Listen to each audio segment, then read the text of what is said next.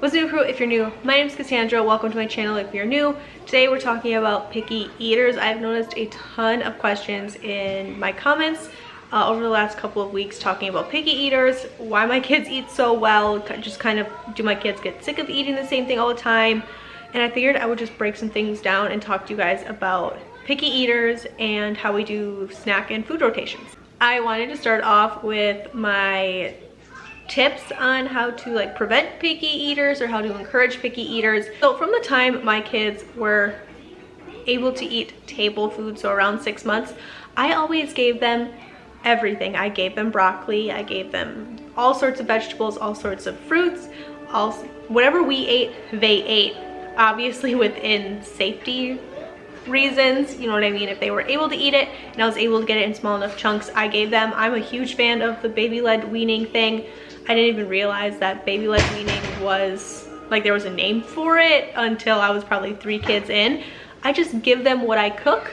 I cut it up small enough for them to eat it, and that's kind of always how I've done it. So from the beginning, my kids have always been exposed to lots of different food and lots of different varieties of vegetables and different things like that.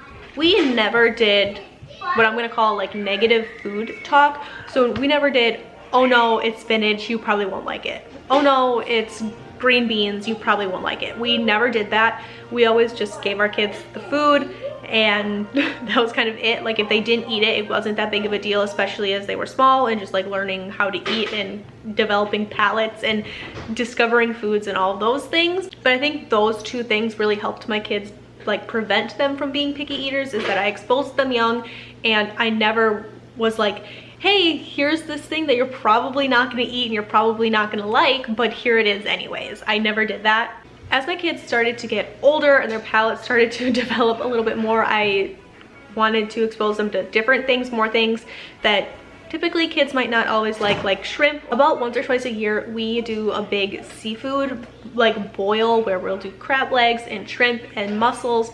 A lot of the times when I'm making meals like that, where I know maybe it's not the most kid friendly or maybe it's just a little bit too out there for some of my toddlers, I will also make something like a grilled cheese or something like that. Having something familiar on the table always helps the new things go down a little bit easier, I think. That way when they're looking at their plate, it's not all new foods, they're not super overwhelmed. There's something that they know that they like on the plate, and usually that helps them adventure off into new things like shrimp or mussels or a little bit of crab or something like that. It makes it a little less intimidating for them. At least that's what I've noticed with my kids. So I would definitely maybe recommend that to you if you're trying to throw in a new side or a whole new main protein like shrimp or something.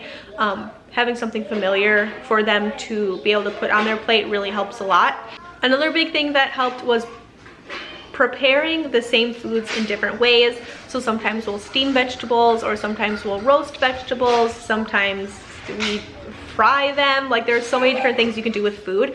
So I would say just trying to prepare your food different ways, because some kids, some of my kids, don't like the way carrots or potatoes cook in a crock pot, but they like them if I do mashed potatoes or steamed potato, or if we're doing a sheet pan dinner and we're roasting a ton of vegetables, my kids really like them that way. So just understanding that you might not like everything prepared in all of the ways, but your kids might like them prepared 1 or 2 ways a lot, and they'll really eat them well, and that's good enough. I think the biggest thing that we do personally is we get our kids in the kitchen and we get our kids in the garden. Our kids help feed and water chickens all the time. It's not really a chore, because none of our kids are old enough to take on that responsibility fully and be able to do it adequately, in my opinion. But they love to get down there and help. They love to collect eggs. They're hands-on, and getting kids in that process from start to finish really helps them take a lot of pride in their food, and they're excited to eat it. A lot of the times my kids love to eat eggs because they know that it comes right from the backyard. They know that our chickens are working to produce eggs, and they help raise the chicks, obviously, from chicks to chicken. So they see that whole process and they get really excited about it. So therefore they're excited to eat the eggs, because that's the reward of all the hard work to raise chickens. Same with the garden. My kids helped me make starts this year. They're gonna go down to the greenhouse and help us pick plants that maybe we didn't start as seeds. They're gonna help us put the garden in. They're gonna help us weed and harvest different things out of the garden.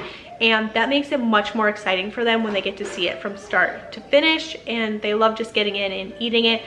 Even during the winter times, the kids are excited when I pop a jar lid off of like a spaghetti sauce or off of a pizza sauce. They're excited because they know that they helped can that. My oldest daughter really helped me pack pickle jars this year and make dilly beans, so she gets super excited every time we pop a jar of pickles out of the fridge, because she holds a sense of pride that she got to A, learn a new skill, and B, that this is something that she made and it's way more fun and they're excited to eat it. I think hands down one of the biggest things, I keep saying that, but one of the things that I really would recommend is respecting when your kids don't like something.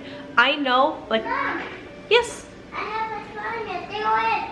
Awesome! Sweet!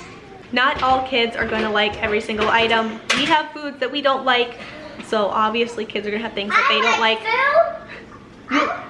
You like food? Yeah. Me too.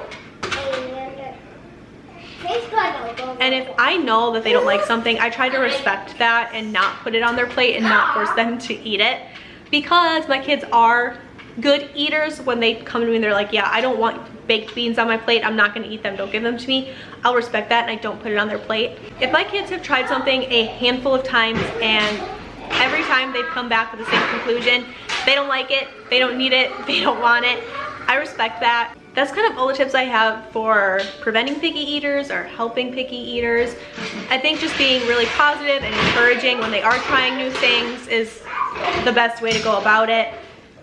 I'm so proud of you for trying this. I think I'm going to save my food rotation and snack things for a separate video. So thank you guys so much for taking a little bit of time out of your day to hang out with me. I hope this answered some of your questions when it comes to picky eaters and how to get kids to eat more things that we want them to eat. Thank you guys so much for hanging out with me today. Hope you're having a fantastic week wherever you are, and I will catch you guys in another video. Way back a year ago.